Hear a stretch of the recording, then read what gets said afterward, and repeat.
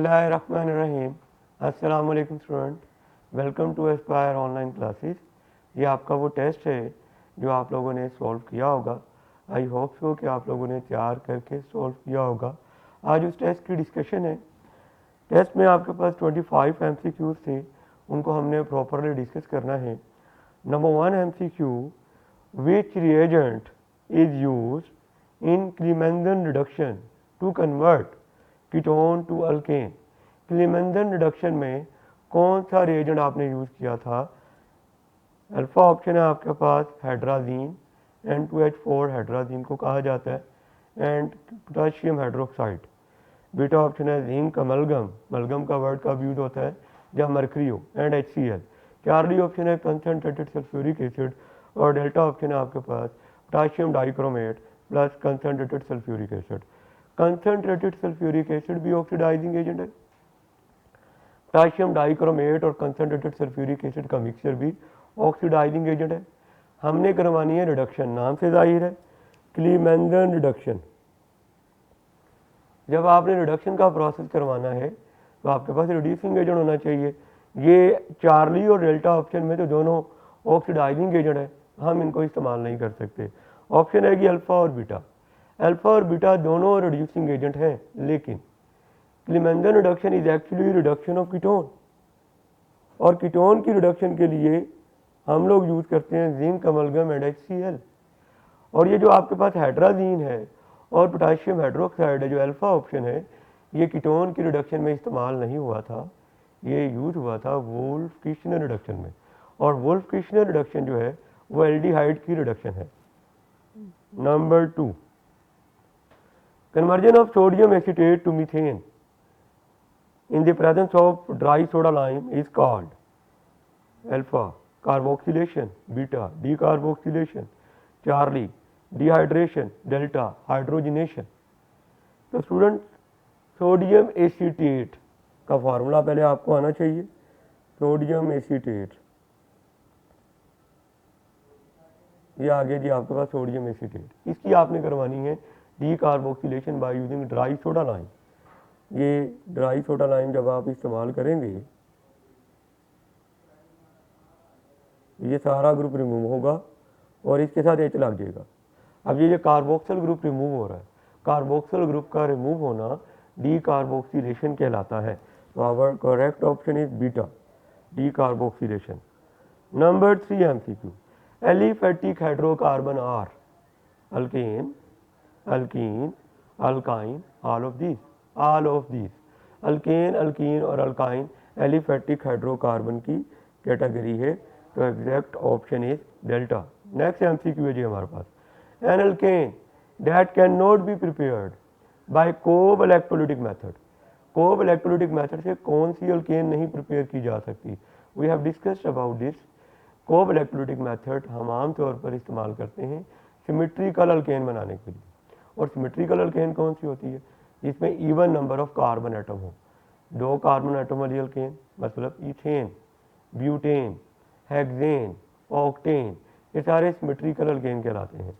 लेकिन अगर आप बात करें मीथेन की, तो ये मीथेन में तो कार्बन एटम की तादाद ओड है, तो odd number of carbon atom वाली अल्केन कोब इलेक्ट्रोलिटिक मेथड से नहीं बनाते यूजुअली। अनसिमेट्रिकल अल्केन इन्हें कहा जाता है। अनसिमेट्रिकल अल्केन नहीं प्रिपेयर की जाती। ऑप्शन देखते हैं जी, अल्फा ऑप्शन है methane, beta ethane, Charlie hexane और डेल्टा ब्यूटेन।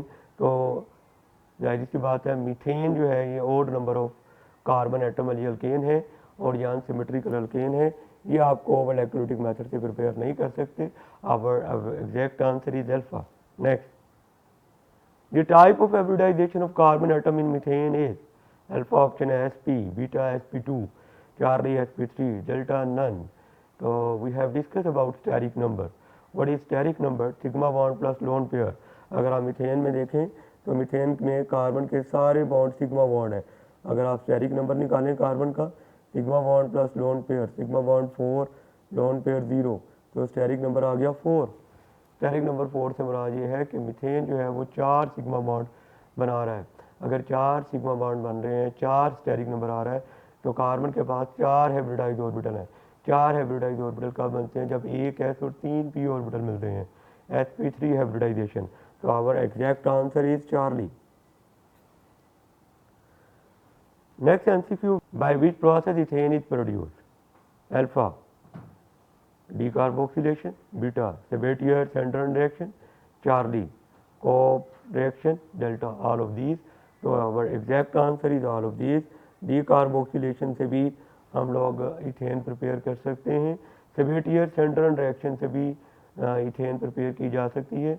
Sabatier-Sandron रिएक्शन में आप इथीन की हाइड्रोजनेशन करवाएं तो ये इथेन में कन्वर्ट होगा, और कॉब रिएक्शन में अभी हमने बात की ऐसी अल्केन बनाई जा सकती है जो सिमेट्रिकल है, इसमें even number of carbon atom है, तो इथेन में 2 कार्बन एटम है जो कि इवन इन नंबर है, लिहाजा कॉब इलेक्ट्रोलिटिक मेथड से भी इथेन बनाई जा सकती है। तो our exact answer is delta.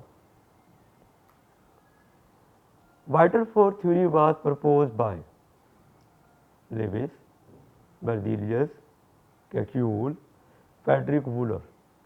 तो फ्रेडरिक वूलर ने तो वाइटल फोर्स थ्योरी रिजेक्ट की थी, कैक्यूल का वाइटल फोर्स थ्योरी में कोई रोल नहीं है। कैक्यूल ने क्या बताया था? कैक्यूल ने बेंजीन का स्ट्रक्चर बताया था जो आप लोग चैप्टर 9 में पढ़ेंगे। लेविस, जो अल्फा ऑप्शन है, लेविस मॉडल क्या होता है? लेविस मॉडल में एक्चुअली आप डिस्कस करते हैं ionic bond, covalent bond, coordinate covalent bond, ये आप लोगों ने चैप्टर नंबर 6 बुक 1 में पढ़ा हुआ है। तो रह गया बर्जीलियस। बर्जीलियस ने वाइटल फोर्स थ्योरी इंट्रोड्यूस करवाई थी, तो beta is our correct answer. और बर्जीलियस ने वाइटल फोर्स थ्योरी में क्या स्टेटमेंट दी थी कि ऑर्गेनिक कंपाउंड प्रिपेयर करने के लिए आपको एक वाइटल फोर्स की ज़रूरत है, एक रूहानी कुव्वत की ज़रूरत है, और इंसान के पास वो वाइटल फोर्स नहीं है, लिहाजा इंसान ऑर्गेनिक कंपाउंड लेबॉर्ट्री में नहीं बना सकता। ये वाइटल फोर्स थ्योरी का बेसिक कॉन्सेप्ट है। नेक्स्ट है the fraction CH6CH7 obtained by fractional distillation of petroleum is known as alpha Lagrange और लाइट नेफ्था, बीटा गैसोलीन और पेट्रोल, कैरोसिनाइल और पेट्रोलियम ईथर।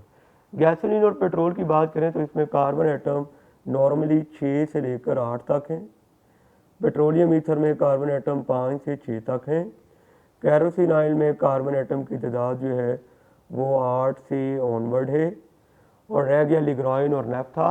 लिग्राइन और नेफ्था में कार्बन एटम की तादाद 6 और 7 के दरमियान है, तो our correct option is alpha. Octane number 100 is given to, तो पहले तो अपने माइंड में रिवाइज करें what is octane number. Octane number is percentage of isooctane in the mixture of isooctane and normal heptane, this is known as octane number. Octane number 100 किसको दिया? Octane number 100 हमने दिया था आइसोऑक्टेन को, और isooctane का IUPAC name 2,2,4 tri methyl pentane. तो normal octane तो अल्फा ऑप्शन में जो लिखा हुआ ये तो है ही स्ट्रेट चेन, इसका तो ऑक्टेन नंबर 0 है। नॉर्मल हेप्टेन भी स्ट्रेट चेन है, ऑक्टेन नंबर 0 है। और चार्ली ऑप्शन में 2,2,4 ट्राई मिथाइल पेंटेन, ये है आइसोऑक्टेन।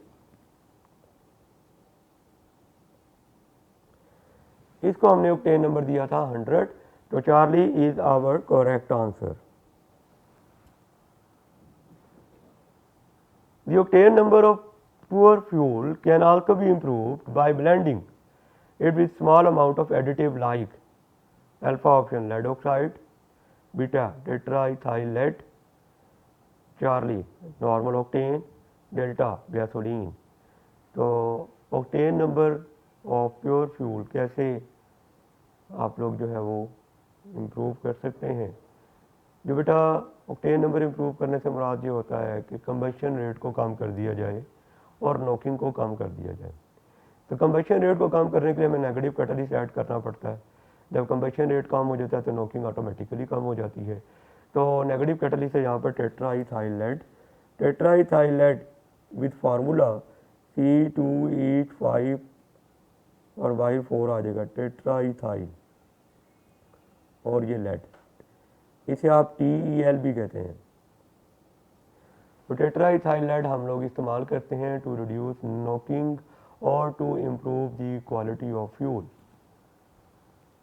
नेक्स्ट है which one of the following is aromatic hydrocarbon, कौन सा जो है वो एरोमेटिक हाइड्रोकार्बन है?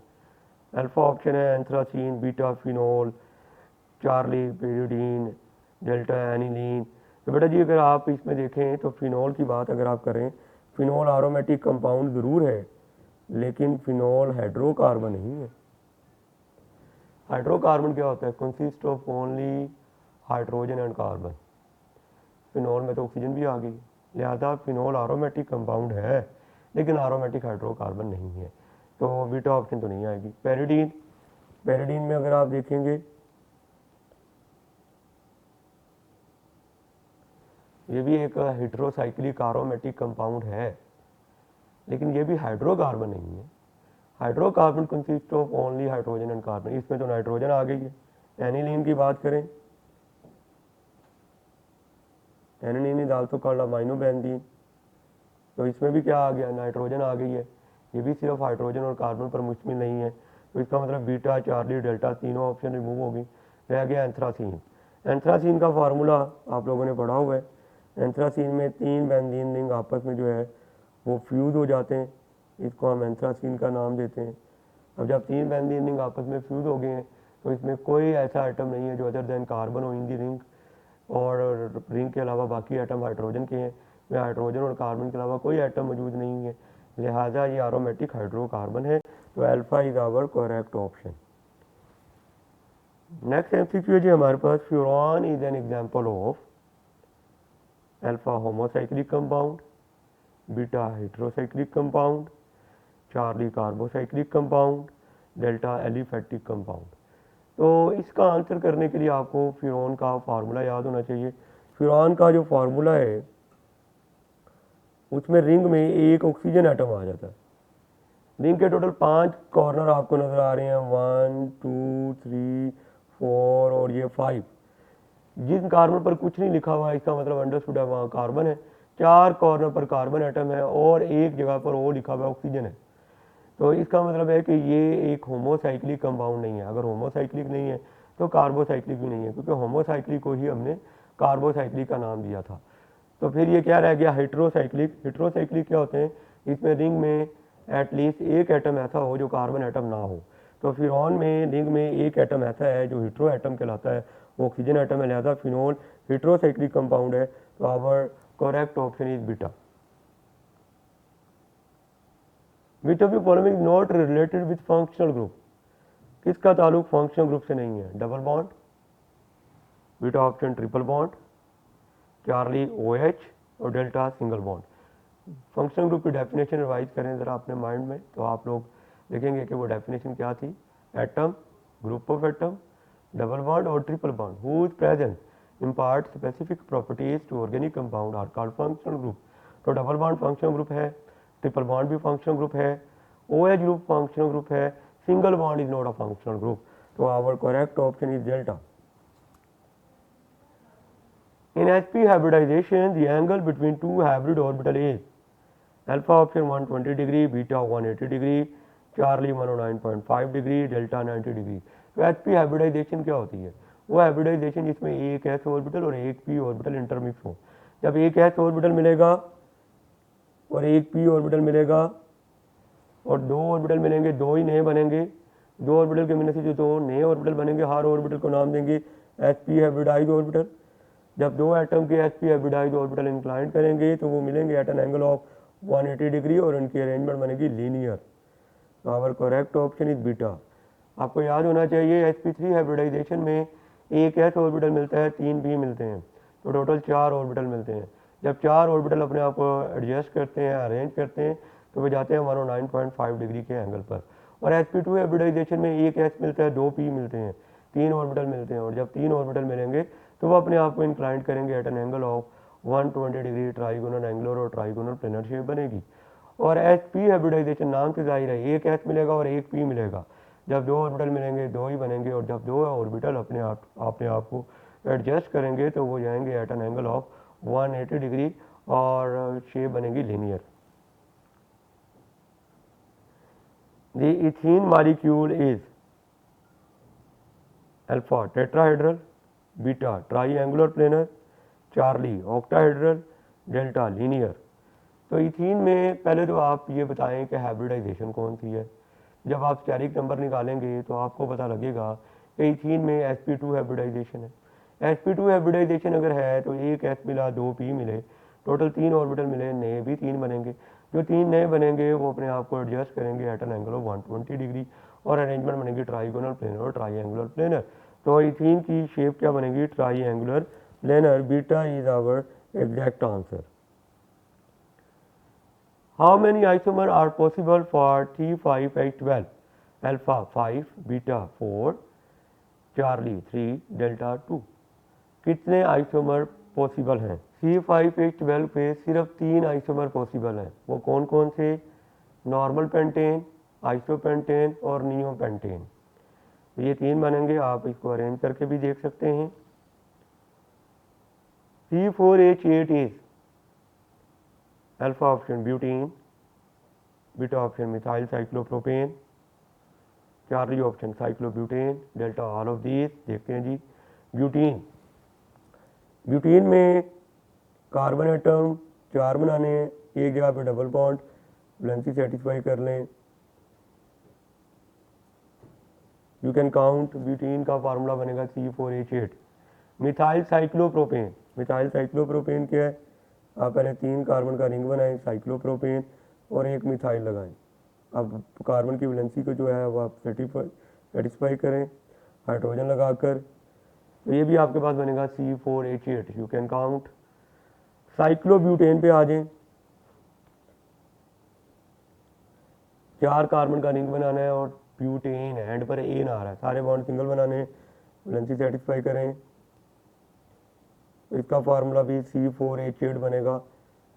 तो C4H8 ब्यूटीन का भी फार्मूला है, मिथाइल साइक्लोप्रोपेन का भी फार्मूला है और साइक्लोब्यूटेन का भी फार्मूला है। तो आंसर आ जाएगा ऑल ऑफ दिस। नेक्स्ट है normal butanol and diethyl ether are alpha geometrical isomer, beta position isomer, Charlie chain isomer, delta functional group isomer. तो नाम से क्लियर हो रहा है नॉर्मल ब्यूटानोल। तो ब्यूटानोल में आ गया OH ग्रुप, ये अल्कोहल है, और डाई इथाइल ईथर, इसमें आ गया ईथर लिंकेज। दोनों का मॉलिक्यूलर फार्मूला सेम बनेगा, आप स्ट्रक्चर ड्रा करके चेक कर सकते हैं, लेकिन फ़र्क इसमें आ रहा फंक्शनल ग्रुप में। अल्कोहल में जो ब्यूटानोल है वो अल्कोहल है, तो अल्कोहल में जो है वो OH ग्रुप फंक्शनल ग्रुप है, और ईथर में carbon oxygen carbon ether linkage functional group है। जब दो कंपाउंड का मॉलिक्यूलर फार्मूला सेम हो लेकिन स्ट्रक्चरल फार्मूला डिफरेंट हो जाए फंक्शनल ग्रुप के डिफरेंट होने की वजह से, तो उन्हें फंक्शनल ग्रुप आइसोमर कहा जाता है। तो delta is our correct answer. Propene and propyne have general formula alpha CnH2n and CnH2n minus 2, beta CnH2n minus 2 and CnH2n plus 2, Charlie CnH2n plus 2, delta CnH2n and CnH2n plus 2। तो propene belong to alkyne, और alkyne का general formula जितने carbon atom होंगे hydrogen उसका double होंगे, CnH2n होगा। और propyne belong to alkyne, और अल्काइन का जनरल फार्मूला जितने कार्बन एटम होंगे हाइड्रोजन एटम कार्बन एटम की तादाद के डबल से 2 कम होंगे। मतलब अगर कार्बन एटम n होंगे तो हाइड्रोजन एटम 2n माइनस 2 होंगे। तो alpha is our correct answer. Which of the following compound will exhibit cis-trans or geometric isomerism? 1-butene, beta 2-butene, Charlie propene, delta 2-butene। तो cis-trans isomerism की condition जरा ध्यान में रखें आप। दो कंडीशन हमने पढ़ी थी, number 1 restrictive rotation of carbon atom, number 2 एक कार्बन के साथ जो दोनों ग्रुप लगने चाहिए दोनों डिफरेंट होने चाहिए। तो जो बीटा ऑप्शन है वो तो पॉसिबल ही नहीं है, क्योंकि बीटा ऑप्शन में कार्बन कार्बन में ट्रिपल बॉन्ड है, जब कार्बन के 3 बॉन्ड बन जाते हैं वो तो बॉन्ड ही एक बनाता है, तो एक ग्रुप लगना है, 2 ग्रुप लगने ही नहीं। जबकि cis-trans की कंडीशन थी दोनों ग्रुप डिफरेंट होने चाहिए, तो बीटा ऑप्शन तो रिमूव होगी। अब बात आ गई 1-ब्यूटीन की। 1-ब्यूटीन का अगर आप स्ट्रक्चर ड्रा करें CH2 double bond CH, CH2 CH3, तो इस कार्बन की रिस्ट्रिक्टिव रोटेशन है, लेकिन इस कार्बन के साथ दोनों ग्रुप सेम हैं, और दोनों ग्रुप कौन से हैं? हाइड्रोजन एटम के ग्रुप हैं। तो लिहाजा अल्फा भी ऑप्शन नहीं हो सकती, क्योंकि जिस कार्बन की रिस्ट्रिक्टिव रोटेशन है उसके साथ दोनों ग्रुप डिफरेंट होने चाहिए, जबकि पहले कार्बन पर जो दोनों हाइड्रोजन है वो सेम है। इतना अगर आप प्रोपीन की बात करें CH2 double bond CH, CH3, तो इस कार्बन की रिस्ट्रिक्टिव रोटेशन है, लेकिन इस कार्बन के साथ दोनों ग्रुप हाइड्रोजन ही हैं, दोनों ग्रुप डिफरेंट नहीं है, सेम है, लिहाजा ये भी ज्योमेट्रिक आइसोमरिज्म शो नहीं करेगा। तो आंसर आ गया 2 ब्यूटीन। 2 ब्यूटीन का स्ट्रक्चर बनाकर आप ये चेक कर सकते हैं कि 2 ब्यूटीन में जिन कार्बन एटम के दरमियान डबल बॉन्ड है उन दोनों कार्बन के साथ जो ग्रुप लगे हुए हैं वो मैच नहीं करते। For example CH3 CH double bond CH CH3, तो इस कार्बन ने डबल बॉन्ड बनाया हुआ है, इसके साथ एक हाइड्रोजन और एक CH3 है। इस कार्बन के साथ जो दोनों ग्रुप लगे हुए दोनों आपस में डिफरेंट है, तो ये दोनों कंडीशन पूरी कर रहा है, लिहाजा ये ज्योमेट्रिकल और सिस्टर्न आइसोमरिज्म शो करेगा। विच of the following can exhibit cistern isomerism?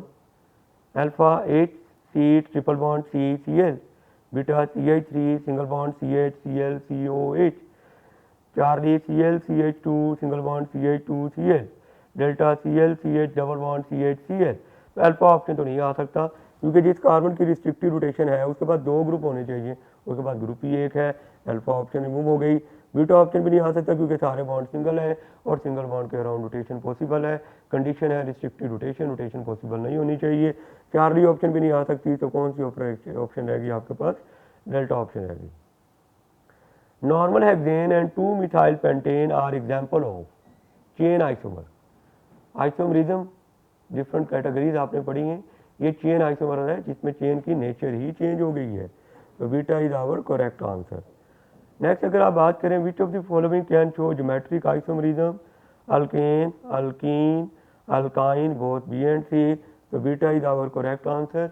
Alkane में रिस्ट्रिक्टिव रोटेशन नहीं होती, अल्काइन में ट्रिपल बॉन्ड मौजूद होता है, ग्रुप ही एक रह जाता है, और अल्कीन रह गया हमारे पास जो कि सिस्टर्न आइसोमरिज्म का फिनोमिना शो करेगा। First organic compound prepared in laboratory was alpha glucose, beta methane, Charlie urea, delta ethyl alcohol. तो पहला ऑर्गेनिक कंपाउंड जो लेबोरेटरी में प्रिपेयर किया गया वो यूरिया, मतलब Charlie option. The total coal resources of Pakistan estimated by geological survey of Pakistan are, ये last MCQ है। टोटल कोल रिसोर्सेज कितने हैं पाकिस्तान में? Alpha option 184 billion ton, beta 481 billion ton, charlie 841 billion ton, delta in use reservoir. तो alpha is our correct option 184 billion ton. Student I hope so कि आप लोगों को टेस्ट में जो भी आपकी प्रॉब्लम थी वो सॉल्व हो गई होंगी। अगर अभी भी किसी की कोई प्रॉब्लम रहती हो तो वो क्वेश्चन पोर्टल पे पूछ सकते हैं, आपका जो भी क्वेश्चन होगा इंशाल्लाह उसका भरपूर तरीके से आंसर किया जाएगा। Thank you. आज का लेक्चर इतना ही। अल्लाह हाफिज़।